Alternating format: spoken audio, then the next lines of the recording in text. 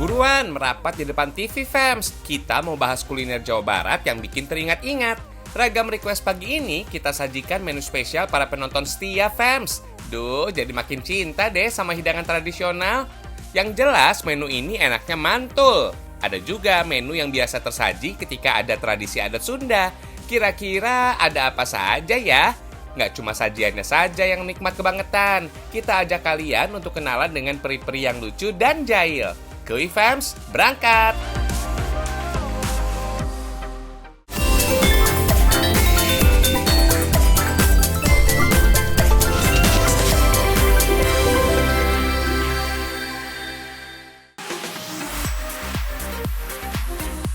Di tengah gempuran kuliner kekinian, masyarakat Indonesia ternyata masih banyak yang cinta dengan kuliner tradisional loh. Buktinya mereka minta dibikinin masakan Nusantara dalam episode spesial Ragam Request. Kita mulai dari kakak di Lampung ini ya. Ayo kak, mau dimasakin apa nih?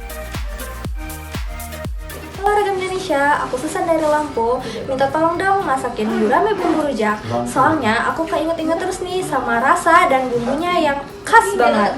Aku waktu itu pernah cobain di Bandung dan rasanya tuh enak banget. Tolong ya Ragam Indonesia.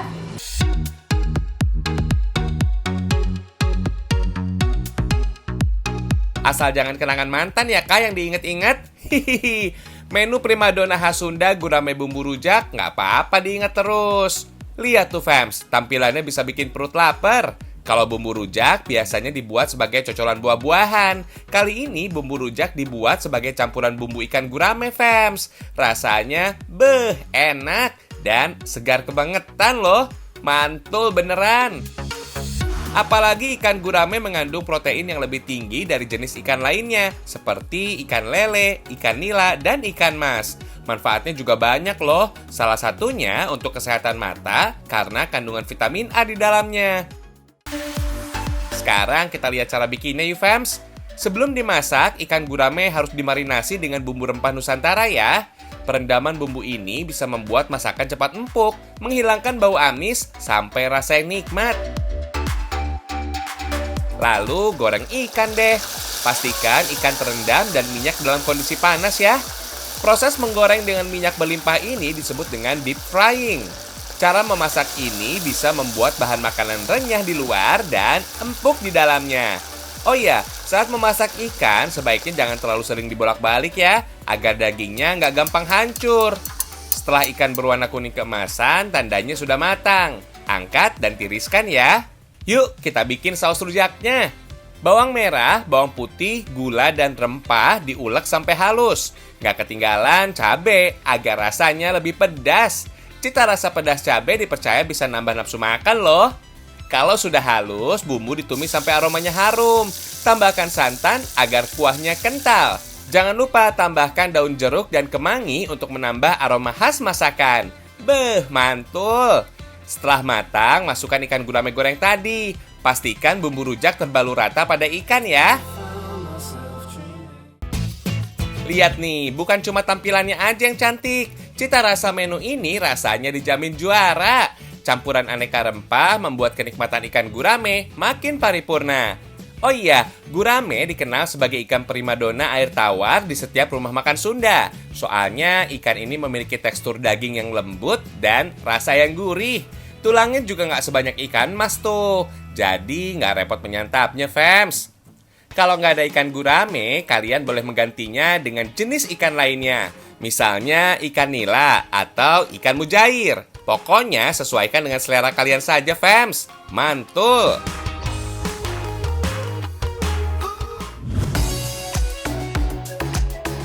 Sekarang masih si kakak dari Lampung nih. Si kakak mau request masakan apa yo? Halo Ragam Indonesia, aku Zahra dari Lampung. Boleh nggak minta tolong buatin makanan khas Sundaan?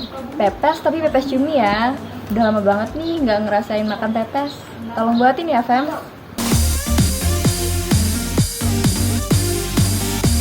Meskipun asalnya dari Pulau Seberang, ternyata kakak cinta banget ya sama masakan Sunda.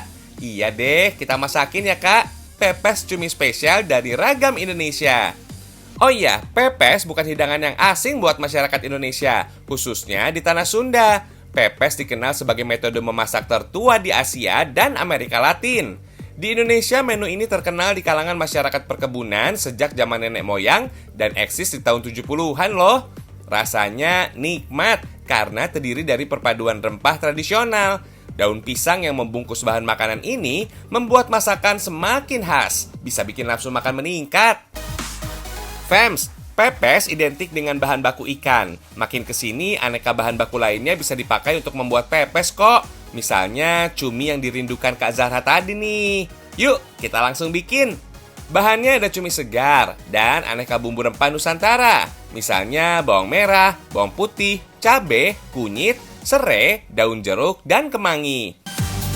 Cumi diiris tipis-tipis dulu ya fams, supaya bumbu bisa meresap sempurna. Lalu marinasi cumi dengan lemon untuk mengusir bau amis. Lanjut, cumi direndam dengan air panas agar teksturnya lebih empuk dan mudah digigit.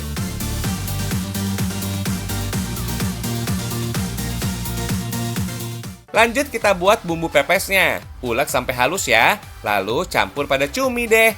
Oh iya, cumi mengandung protein dan lemak omega 3 yang baik untuk tubuh. Kalau bumbu sudah tercampur rata, tinggal bungkus dengan daun pisang deh. Oh iya, cara memasak makanan dengan cara dibungkus daun pisang ini juga memiliki manfaat loh. Kandungan antioksidan dan polifenol pada daun pisang ternyata bisa melawan sel kanker tuh. Oh iya, bagi yang suka pedas, kalian juga boleh menambah irisan cabai. Jumlahnya bisa menyesuaikan selera ya. Kalau suka pedas, kasih cabai yang banyak fams. Setelah dibungkus rapi, kukus selama 10-15 menit saja. Nah, pepes cumi siap disajikan deh. Meski dibuat dari bahan apapun, cita rasa pepes memang selalu ngangenin. Sama kayak kamu yang bikin aku kangen gitu. Cie-cie. Hihihi. Meski banyak dijumpai di Tanah Sunda, pepes juga terdapat di berbagai wilayah di Nusantara. Di Tanah Sunda, pepes disebut pais. Sedangkan di Tanah Jawa dinamakan brengkesan. Soal rasa sama enaknya, dan nikmat tiada tara.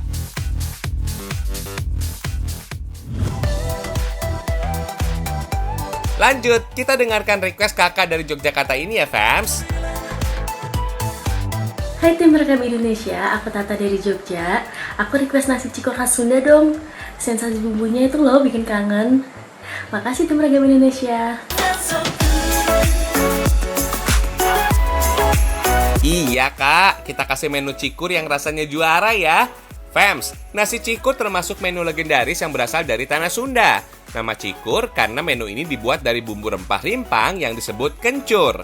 Menu yang satu ini disebut sebagai menu kegemaran masyarakat Tasikmalaya, Jawa Barat. Biasanya menu ini tersaji sebagai menu sarapan. Paling enak nasi cikur disantap dengan aneka lauk pauk. Bagi kalian yang gak suka pedas, menu ini aman kok fams. Nasi cikur menonjolkan aroma dan cita rasa yang segar. Ini dia fams bahan untuk membuat nasi cikur. Ada nasi, bawang putih, bumbu dapur, dan cikur alias kencur. Sebaiknya sih kencur yang dipakai usianya masih muda dengan ciri dagingnya yang berwarna agak putih. Yuk kita bikin bumbunya dulu. Nggak perlu banyak-banyak ya, cikur yang dipakai hanya sedikit saja karena memiliki aroma yang kuat. Haluskan bersama bawang merah dan bawang putih fams. Lanjut, nasi dikasih bumbu kencur tadi. Sekilas, nasi cikur ini dibuat dengan proses yang sama dengan nasi goreng. Yang bikin beda, cuma sentuhan bumbu cikurnya saja tuh. Selain penyedap rasa masakan, cikur juga dipakai sebagai ramuan obat tradisional alias jamu. Rimpang yang kemungkinan berasal dari India ini, fams, berkhasiat untuk kesehatan. Misalnya bisa mengobati batuk, menurunkan kolesterol, dan mencegah kanker. Sekarang kita buat lauknya, fams. Enaknya nasi cikur didampingi cumi asin. Cara bikinnya tumis bawang putih, cumi asin, dan cabai gendot hingga aroma wangi menyeruak. Oh iya, cabai gendot bisa dibilang cabai yang paling pedas dari jenis cabai lainnya loh. For your info nih, kencur ini punya banyak banget manfaat. Salah satunya meningkatkan nafsu makan.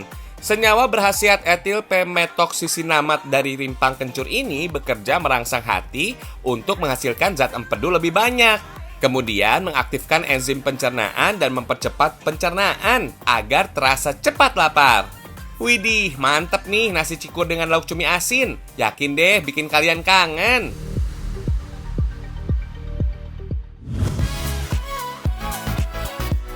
Eits, masih ada yang ingin ikutan request nih. Ayo kak, mau dimasakin apa nih? Halo Ragam Indonesia, nama aku Febia, aku dari Palembang. Aku lagi kangen banget sama nasi timbel khas Sunda. Jadi tolong buatin ya.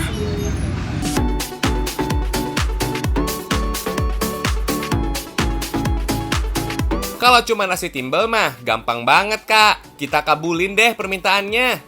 Kalian tahu nasi timbel kan? Itu loh nasi khas Sunda yang dibungkus daun pisang dan dikukus kembali sampai matang. Biasanya sih nasi timbel disantap dengan ayam goreng, tahu tempe goreng, lalapan, dan sambal. Beh, nikmat tiada tara ya. Fams, bahan untuk membuat nasi timbel sama dengan nasi lainnya. Bedanya, nasi timbel dibungkus dengan daun pisang saja. Meski dibuat dari nasi pulen, tekstur nasi timbel ini nggak terlalu lembek dan tidak keras. Cara bikinnya juga gampang kok, Fams. Nasi yang sudah matang tinggal dibungkus dengan daun pisang. Berbagai bentuk bungkusan bisa dibuat untuk nasi timbel ini. Misalnya lontong atau kotak, Fams. Yang membedakan nasi timbel pada setiap warung Sunda ada pada isian dan sambelnya saja. Kali ini kita pakai sambal tempe yang bentuknya mirip dengan tempe penyet. Hihihi. Rasanya pedas, gurih, dan nikmat. Dengan tumbukan tempe yang kasar dan lembut saat disantap. Raos pisan, euy. For your info, fams, awalnya nasi timbel dibuat sebagai bekal makanan yang biasa dibawa oleh para petani. Bekal itu bisa berupa nasi yang dibungkus daun pisang, lengkap dengan lauk pauk. Gimana, kalian bisa membuat sendiri di rumah dong?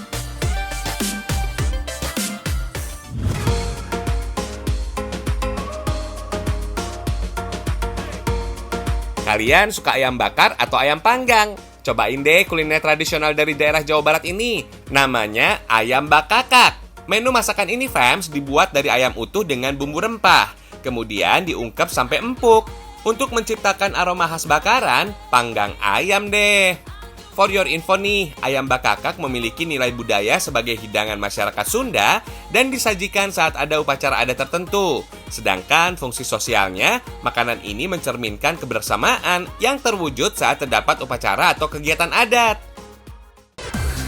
Kalau sekarang ayam bakakak nggak hanya disajikan dalam upacara adat saja. Banyak rumah makan khas Sunda yang menyajikan ayam bakakak sebagai menu khasnya. Misalnya di warung makan yang berlokasi di Jalan Raya Lembang, Bandung Barat, Jawa Barat ini nih. Ayam bakakak biasanya dibuat dengan ayam kampung, fams. Karena rasanya lebih gurih dan mempunyai tekstur daging yang lebih keras dan liat. Ada 2 bumbu yang dipakai di warung ini, fams. Misalnya bumbu ungkep dan bumbu olesan untuk dibakar atau dipanggang. Untuk bumbu ungkepnya memakai garam, bawang merah, bawang putih, ketumbar, kemiri, jahe, kunyit, dan lengkuas. Ulek sampai halus, fams. Pada proses ini kuncinya harus sabar supaya bumbu rempah halus sempurna. Lanjut, bumbu ditumis. Jangan lupa aduk biar bumbunya nggak gosong dan matangnya merata, fams. Kalau sudah harum, tambahkan air, gula jawa, serta kecap. Tunggu deh sampai air mendidih, fams. Baru deh masukkan ayam. Hihihi, jangan lupa ayam sesekali disiram bumbu supaya meresap ke dalam daging. Masak sampai ayam empuk dan airnya berkurang, fams. Kira-kira butuh waktu sekitar 30-45 menit agar ayam matang dan tekstur dagingnya lembut. Eits, sebelum selesai nih, ayam harus kembali dibakar atau dipanggang biar makin mantul.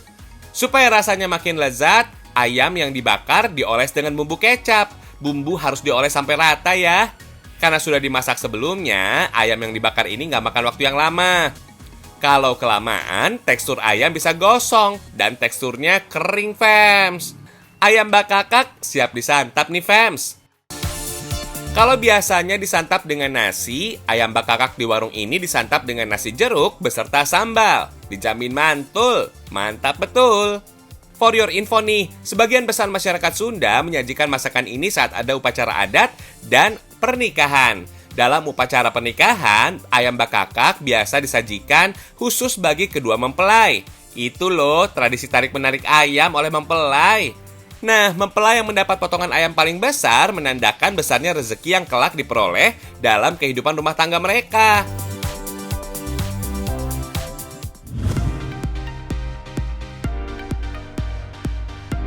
Kalau umumnya berwarna kuning, mie ayam yang satu ini sudah berinovasi. Salah satunya mie pelangi dari kota santri ini nih.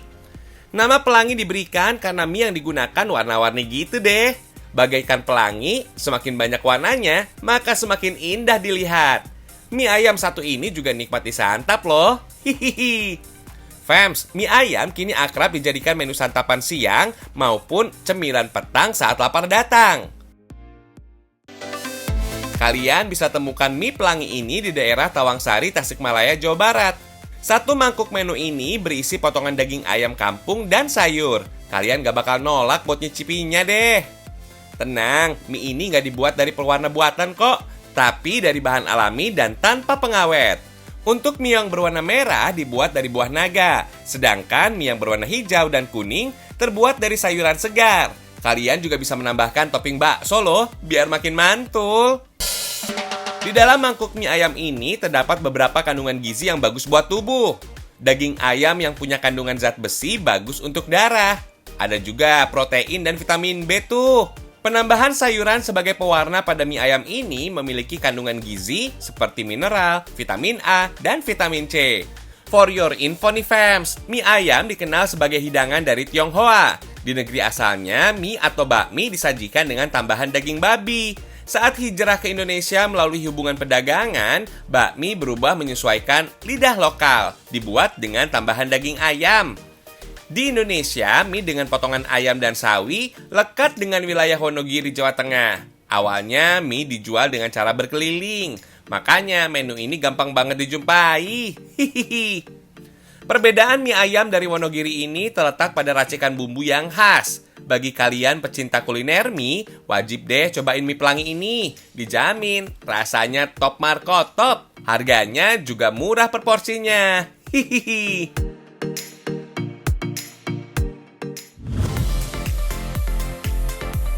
Nggak cuma kuliner aja fams, kita juga bisa request wisata kok. Lumayan nih, kalian bisa melepas rasa rindu untuk jalan-jalan selama pandemi. Kakak lagi kangen mau pergi kemana ya?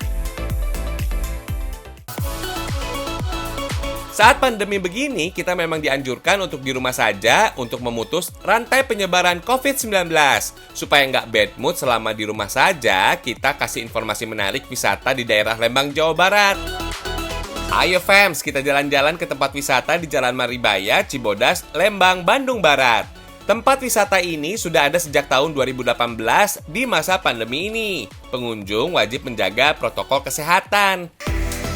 Fairy Garden ini mempunyai tema yang unik loh, seperti dunia peri di negeri dongeng. Layaknya istana, tempat ini terlihat megah dengan ornamen kerajaan yang bisa dinikmati di area seluas 2 hektar. Para peri yang cantik juga langsung menyambut pengunjung dari depan gerbang istana. Wah, lucu-lucu ya. Pada jam-jam tertentu juga ada pertunjukan tari dari karakter di lokasi wisata ini. Pengunjung juga boleh loh ikutan menari bersama. Untuk tariannya simple kok fams, yang terpenting bisa bikin hati happy. Hihihi. Di tempat ini fams terdapat banyak wahana yang menarik seperti komedi putar. Eits, jangan lupa mengabadikan momen ya, pasti nggak nyesel kok. Kalian juga bisa menyewa kuda untuk berkeliling di lokasi wisata ini. Tenang, kalian akan didampingi kiper, so jangan panik ya. Selanjutnya ada wahana yang sedikit memacu adrenalin. Iya, ATV fams. Wahana ini mempunyai trek atau lintasan sendiri. Lintasan yang berliku dan menantang memberikan sensasi dan pengalaman menyenangkan fams. Karena berada di lintasan, wahana ini aman untuk berkendara. ATV ini bisa digunakan sendiri maupun berdua fams. Tinggal sesuaikan dengan berat badan penggunanya saja ya. Mau sendiri atau berdua sama-sama seru kok. Selain itu, di sini juga ada beberapa tokoh karakter yang wajib kita ingat. Misalnya, tokoh baju merah ini, namanya Raya. Dikisahkan Raya ini seorang gadis kecil yang menemukan kembali dunia peri dan berteman dengan mereka.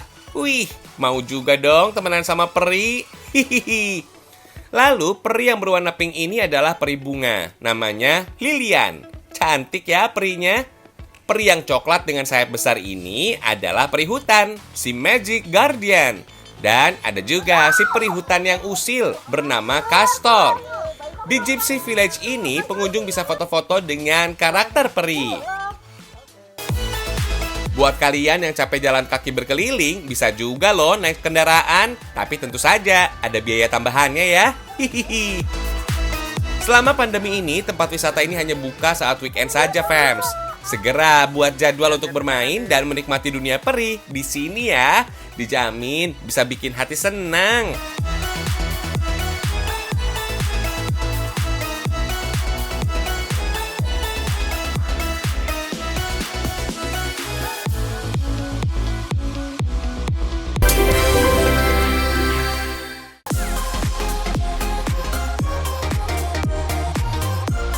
Ini baru beberapa menu khas Sunda loh, fams. Masih banyak lagi hidangan khas Nusantara yang pastinya mantul.